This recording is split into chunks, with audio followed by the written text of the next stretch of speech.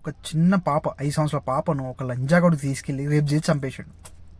దీని గురించి ఏ మీడియాలు రాదు, ఎవడు చెప్పడు. ఎందుకంటే సెలబ్రిటీ కాదు కదా, సినిమా హీరోలు కాదు కదా.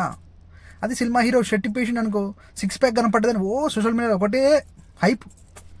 ఒక ఆడపిల్లను ఎవడైనా రావచ్చు, అది అన్న కానీ, తమ్ముడు కానీ, తాత కానీ, బావ కానీ, ఎవడైనా వచ్చి ఏమైనా రేపు చేసి చంపేయచ్చు. ఎవడు అడగడు. తీసుకెళ్ళి జైల్లో పెట్టి ఆదివారం బిర్యానీ పెడతారు, డైరీ ఆకుకూరలు పెట్టి పందిరి మేపినట్టు మేపుతారు.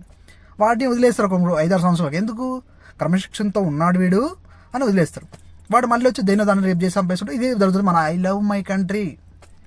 ఈ కంట్రీలో ఉన్న ఫ్రీడమ్ ఇక్కడున్న దరిద్రం ఏ కంట్రీలో ఉండదు. I love my country. ఆడపిల్ల పుట్టిందే ఎవడో చేతిలో రేపు చేసి లేదా పెళ్లి చేసుకొని ఇంట్లోనే ఉండి చావాలి. ఫ్రీడమ్ ఉండకూడదు ఆడవాళ్ళకు. ఏమన్నా అంటే ఆడపిల్లలు ఇంట్లో ఉండాలి, మొగుడు పెళ్లి చేసుకొని ఇంట్లో ఉండాలి, లేదా ఓన్ చేతిలో చచ్చిపోవాలి. అడిగేటోడు ఉండడు.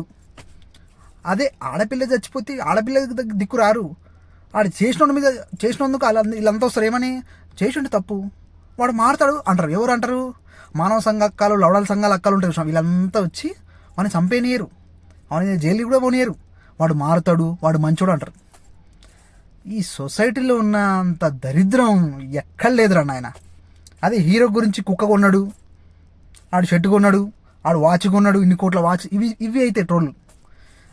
అమ్మ గుడిలోరా 5 సంవత్సరాల పాపరా, ఎంత బాధ చూసిండొచ్చు 5 సంవత్సరాల పాప. ఇది మాట్లాడరా వాడు? కొద్దిగా సిగ్గు శరం మానవ లజ్జ ఉండాలిరా రే.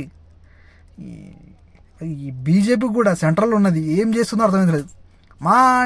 అంటే జై శ్రీరామ్ కాదురా నాయన. ఒక ఆడపిల్లను కాపాడటం నేర్చుకోండి. చెయ్యి అమ్మ, ఏం మనుషులు రా నాయన. మనం నాశనం అయిపోయినా పర్వాలేదు, పక్కాడు బాగుపడకూడదు. అదేరా మన ఇండియన్ సైకాలజీ.